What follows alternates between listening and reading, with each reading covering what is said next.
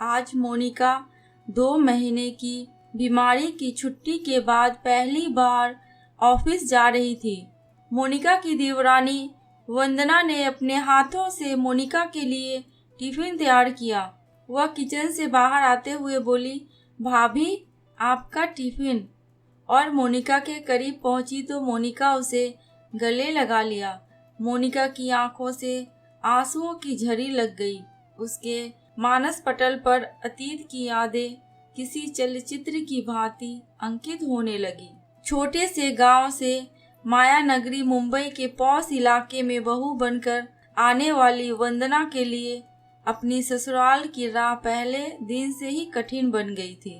शादी के बाद अपने इकलौती जेठानी के पैर छूने के लिए झुकी तो मोनिका पीछे हटते हुए बोली, ओह व्हाट इज दिस? यह किस जमाने में जी रही है? गंवार कहीं की। आजकल कोई पैर छूता है क्या? यह हाईटेक युग है। हाय हेलो और हक करने का जमाना है। लगता है यह लड़की एजुकेटेड भी नहीं है। फिर तो भाभी से गले मिल लो वंदना, अजीत ने हंसते हुए कहा। वंदना आगे बढ़ी तो मोनिका ने नाक सिकुड़ते हुए कहा, बस बस बस, दूर से ही नमस्कार कर दो, मैं मान लूंगी। वंदना दोनों हाथ जोड़कर नमस्कार कर आगे बढ़ गई थी। शादी के पहले दिन से ही जेठानी मोनिका का पारा 7वें आसमान पर चढ़ा हुआ था। हाईटेक सिटी मुंबई की गलियों में बचपन बिताने वाली मोनिका को किसी ठेठ गांव की लड़की बतौर अपनी देवरानी कतई पसंद नहीं थी। मोनिका अपने देवर अजीत की शादी अपने मामा की इकलौती बेटी लवलीना से करवाने के लिए बहुत हाथ पैर मारे थे, परंतु अजीत ने उसकी एक न सुनी थी। लवलीना मॉडलिंग करती थी और शहर के स्थानीय फैशन शोज में नियमित रूप से शरीक होती थी। फैशन शोज के लिए वह देश के अन्य शहरों में भी अक्सर जाती थी। लवलीना का ताल्लुक हाई फाई सोसाइटी में था। जुहू स्कीम इलाके में स्टार बेटे बेटियों के साथ उनका उठना बैठना था। लवलीना फिल्मों में भी अपना नसीब आजमा रही थी। मोनिका किटी पार्टियों में शॉपिंग व पिकनिक की जबरदस्त शौकीन थी। वह चाहती थी कि उसके परिवार में ऐसी कोई मॉडर्न लड़की आए ताकि जेठानी देवरानी में बेहतर तालमेल बना रहे, परंतु जब अजीत ने देहाती लड़की से विवाह करा दिया तो मोनिका के तमाम ख्वाब पत्थर से टकराए, शीशे की भांति टूटकर चकनाचूर हो गए। वह जल भुनकर रह गई। अजीत मेडिकल कॉलेज का छात्र था। जब वह MBBS के अंतिम वर्ष में स्टडी कर रहा था तब अपने मित्र सुमित के विवाह में शरीक होने उसके गांव गया था। वह पहली बार किसी गांव में गया था। पर्वतों की तलहटी में बसे इस गांव के प्राकृतिक सौंदर्य को देखकर अभिजीत को पहली नजर में ही इस गांव से प्यार हो गया था। गांव के चारों ओर हरियाली दूर दूर तक लहलहा रहे थे। हरे भरे खेतों में चिड़ियां, हरे भरे घने वृक्षों पे कलरव करते हुए बीहक और उनकी छांव में नृत्य करते मोर, अमराइयां में कुकती कोयल आदि ने अजीत को इतना प्रभावित किया कि वह शादी के बाद भी कई दिनों तक अपने दोस्त के घर में ही रुक गया था। अपने दोस्त के विवाह में ही अजीत ने वंदना को देखा था। विवाह के 2 दिन पूर्व आयोजित संगीत संध्या में उसने वंदना को गाते और नृत्य करते हुए पहली बार देखा था। संगीत संध्या की रात को नींद ने अजीत की आंखों से किनारा कर लिया। रात भर उसकी आंखों के सामने वंदना का चेहरा ही घूम रहा था। उसे लगा कि अब उसकी तलाश पूरी हो गई है। उसके दिमाग में जीवन साथी की जो तस्वीर थी उसी के अनुरूप वंदना थी। सुमित के विवाह के बाद अजीत ने वंदना के बारे में छानबीन शुरू कर दी। उसने प्रवीण के पिता शिवशंकर प्रसाद से इस बारे में पूछा तो उन्होंने बताया, बेटा वंदना पंडित राम प्रसाद की बड़ी कन्या है। ये सेवानिवृत्त अध्यापक है जो 2 वर्ष पहले ही सेवानिवृत्त हुए हैं। घर की गरीबी के कारण वंदना ने कक्षा 10 की उत्तीर्ण कर स्कूल को अलविदा कह दिया था। वंदना मेरी गोद में खेली है। लड़की बहुत ही संस्कारित, सुशील और बुद्धिमान है। वंदना की आवाज़ बहुत ही मीठी व सुरीली है। वह बहुत अच्छा गाती है। प्रवीण के विवाह में संगीत संध्या में तुमने वंदना के गीत सुने होंगे। अजीत, एक बात मैं तुम्हें यह भी बताना चाहूँगा कि वंदना के विवाह की चिंता ने राम प्रसाद की नींद हराम कर दी है। उनकी बिरादरी के कई लोग वंदना को देखने आते हैं, पर दहेज पर आकर बात फिसल जाती है। वंदना से छोटी एक और बहन है, उसके हाथ भी पीले करने हैं। गत वर्ष पंडित जी की पत्नी का अल्पावधि बीमारी के बाद आकस्मिक निधन हो गया था। उन्होंने इलाज में पैसे पानी की तरह बहाया, पर उसे बचा नहीं सके। पंडित जी की पत्नी का निधन क्या हुआ, इस परिवार की रीढ़ की हड्डी ही टूट गई। शिवशंकर प्रसाद ने अजीत के कंधे पर हाथ रखते हुए कहा, बेटे अजीत, पंडित जी मेरे बहुत ही अच्छे मित्र हैं। उनकी दोनों बेटियां सुंदर, सुशील और सुसंस्कारित है। अगर वंदना तुम्हें पसंद है और उसे अपना जीवन साथी बनाना चाहते हो तो मुझे पंडित जी से बात करने में प्रसन्नता होगी। शिवशंकर प्रसाद की बातों से अजीत के मन में लड्डू फूट रहे थे। वह जल्दी से जल्दी मुंबई जाकर इस संबंध में अपने माता पिता से बात करना चाहता था। शिवशंकर ने अल्प विराम के बाद कहा, बेटा कोई निर्णय लेने से पहले अपने माता पिता से एक बार बात जरूर कर लेना। हो सके तो उन्हें एक बार यहाँ लेकर आ जाना। जरूर अंकल, मैं कोई निर्णय लेने से पूर्व माता पिता से जरूर बात करूँगा और मुझे पूरा विश्वास है कि मेरी पसंद ही मेरे माता पिता की पसंद होगी।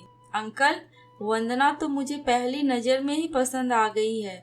मैं ऐसी ही लड़की को अपनी जीवन संगनी बनाना चाहता हूँ, जिसका मन स्वच्छ कांच की तरह पारदर्शक हो, जिसके आर पार सहज देखा जा सके।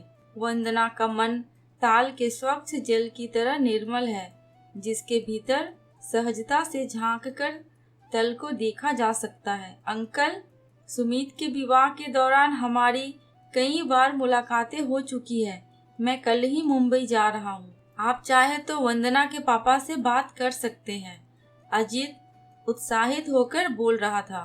ठीक है, मैं कल ही पंडित जी से बात कर लेता हूँ, शिवशंकर ने कहा। अजीत ने मुंबई पहुंचकर जब अपने मम्मी पापा और भैया भाभी से इस बारे में बात की तो मोनिका भाभी क्रोधित हो गई। उन्होंने नाराजगी व्यक्त करते हुए कहा, अरे अजीत, मैंने तो लवलीना से तुम्हारे लिए बात कर रखी है। मुंबई जैसे शहर में गांव की अशिक्षित और गंवार लड़की लाकर समाज में हमारी नाक कटवाओगे क्या? कहते हुए मोनिका मुंह फुलाकर चली गई। अरे भाई, उसे अपनी पसंद की लड़की से शादी करने दो ना।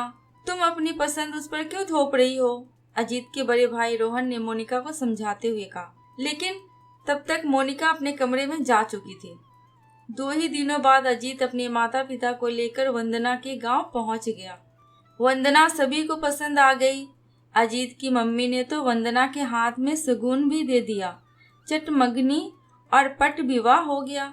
मोनिका की नाराजगी के बावजूद वंदना इस घर की बहू बनकर आ गई।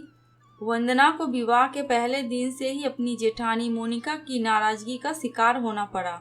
वह बात बात पर वंदना पर ताने कसती रहती, लेकिन वंदना ने मानो विनम्रता का चोला पहन लिया हो। वह मोनिका के तानों पर चू तक नहीं करती, चुपचाप सहन करती रहती। वंदना जानती थी कि शब्द से शब्द बढ़ता है, सो इसलिए इस वक्त खामोश रहना ही उचित है। उसे विश्वास था कि समय सदैव एक समान नहीं रहता, यह परिवर्तनशील है। एक दिन उसका भी वक्त बदलेगा। समय बीत रहा था। मोनिका एक सरकारी बैंक में नौकरी करती थी। वह हमेशा अपना टिफिन खुद बनाकर सुबह 9 बजे अपनी स्कूटी से बैंक चली जाती थी और शाम को 5 बजे के आसपास लौटती थी। वंदना से मोनिका इस कदर नाराज थी कि वह उसके हाथ की चाय तक नहीं पीती थी। मोनिका के बैंक जाने के बाद ही वंदना का किचन में प्रवेश होता था। वंदना के सास ससुर मोनिका के तेज तर्रार स्वभाव से भली भांति परिचित थे, इसलिए वे हमेशा खामोश ही रहते थे। सब कुछ ठीक चल रहा था। पर किसी को क्या पता था कि कोई अनहोनी उनके दरवाजे पर जल्दी ही दस्तक देने वाली है। एक दिन शाम को बैंक से लौटते वक्त किसी टेम्पो ने मोनिका की स्कूटी को पीछे से जोर से टक्कर मार दिया। मोनिका ने हेलमेट पहना हुआ था, इसलिए उसके सिर पर चोट नहीं आई, मगर उसके दाएं हाथ और बाएं पैर पर गहरी चोट आई हुई थी। किसी भले व्यक्ति ने अपनी कार से मोनिका को नजदीक के अस्पताल में पहुंचाया। अस्पताल से फोन आते ही अजीत और वंदना तुरंत अस्पताल पहुंचे। मोनिका के पति रोहन ऑफिस के काम से भोपाल गए हुए थे। अजीत ने देखा कि मोनिका आईसीयू में है। डॉक्टर ने बताया कि वह अभी बेहोशी की अवस्था में है, कुछ देर में उन्हें होश आ जाएगा। हेलमेट की वजह से उनके सिर में कोई चोट नहीं आई, मगर वह घबराकर बेहोश हो गई है। उसके हाथ और पैर में गहरी चोट लगी है, फ्रैक्चर भी हो सकता है। एक्सरे रिपोर्ट आने के बाद पता चल जाएगा। कुछ ही देर में मोनिका का होश आ गया। डॉक्टर ने अजीत को इशारे से अंदर बुलाया।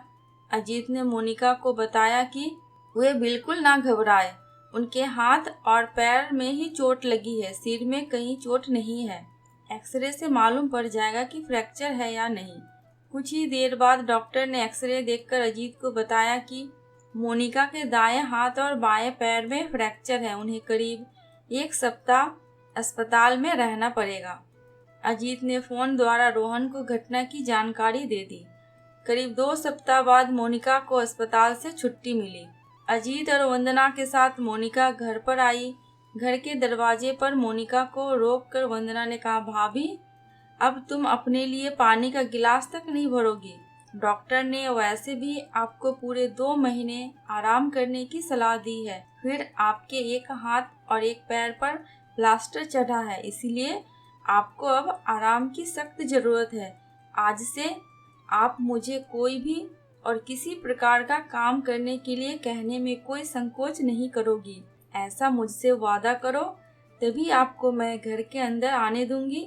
यह कहने के साथ ही वंदना बीच दरवाजे पर खड़ी हो गई। मैंने तुम्हें न जाने क्या क्या कहा और तुम्हें बेवजह परेशान भी बहुत किया। तुम पिछले 2 सप्ताह से सब कुछ भुलाकर मेरी सेवा में समर्पित हो। इतनी सेवा तो अपना कोई भी नहीं करेगा।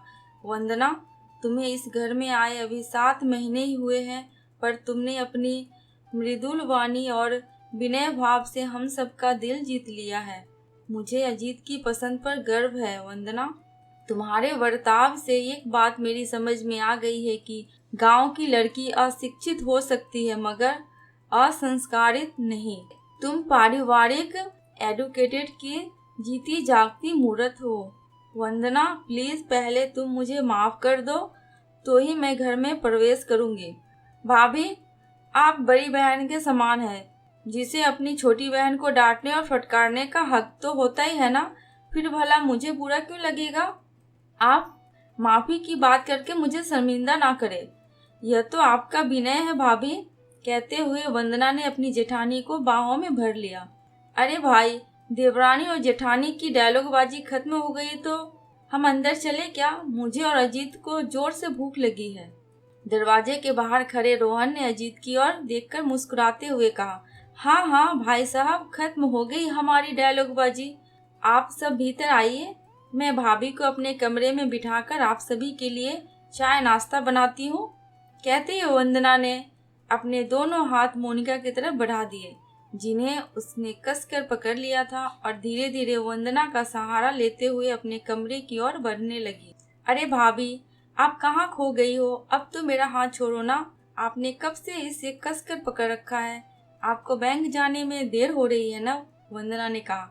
ओह सॉरी वंदना, मैं तो अतीत में पहुंच गई थी। कहते हुए मोनिका ने वंदना के हाथ से टिफिन लिया और अपने पति के रोहन के साथ, ओह सॉरी वंदना, मैं तो अतीत में पहुंच गई थी। कहते हुए मोनिका ने वंदना के हाथ से टिफिन लिया और अपने पति रोहन के साथ धीरे धीरे सीढ़ियों से उतरने लगी। दोस्तों, आपको ये कहानी कैसी लगी प्लीज़ कमेंट करके हमें ज़रूर बताना। अगर थोड़ी सी भी अच्छी लगी हो तो प्लीज़ मेरे चैनल को सब्सक्राइब करके मेरी वीडियो को लाइक एंड शेयर कर देना। अंत तक वीडियो में बने रहने के लिए आपका दिल से बहुत बहुत शुक्रिया।